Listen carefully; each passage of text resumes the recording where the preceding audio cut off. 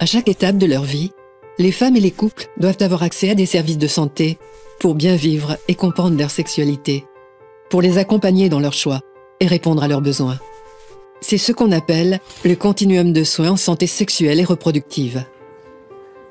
Dès l'adolescence, les jeunes doivent être informés sur leurs droits, les méthodes de contraception, les maladies sexuellement transmissibles et les services de santé disponibles. Ils doivent pouvoir être libres de choisir leur partenaire, de se marier ou non, et d'avoir ou non des enfants.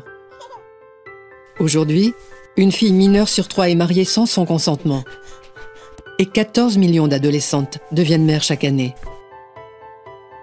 Une femme doit pouvoir choisir d'interrompre une grossesse si elle n'est pas désirée, ou au contraire, de la mener à terme dans de bonnes conditions pour elle et son bébé. Mais 225 millions de femmes n'ont pas accès aux méthodes de contraception efficaces.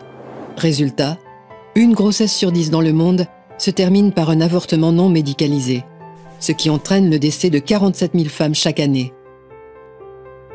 Un continuum de soins efficace doit favoriser le droit et l'accès équitable à des services de santé de qualité. Mais des millions de femmes en sont privées, parce que certains gouvernements leur interdisent, parce qu'elles n'en ont pas les moyens, ou simplement parce que les centres de santé sont trop éloignés ou inadaptés.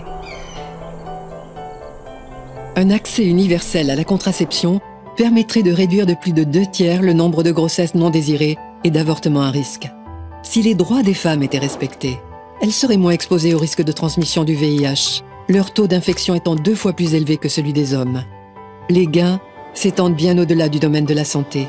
Les femmes et les adolescentes émancipées et à même d'exercer leurs droits et d'agir sur leur vie ont plus de chances de poursuivre leurs études, de mener une carrière professionnelle et de participer à la vie publique, mais aussi d'investir dans la santé et l'éducation de leurs propres filles, ce qui contribue à diminuer les inégalités de genre. Depuis 30 ans, Médecins du Monde fait de la santé des femmes une priorité d'action. Nous militons pour que les gouvernements garantissent aux femmes l'accès à des soins de qualité, répondant à leurs besoins tout au long de leur vie, et qu'ils respectent les droits sexuels et reproductifs pour toutes et tous.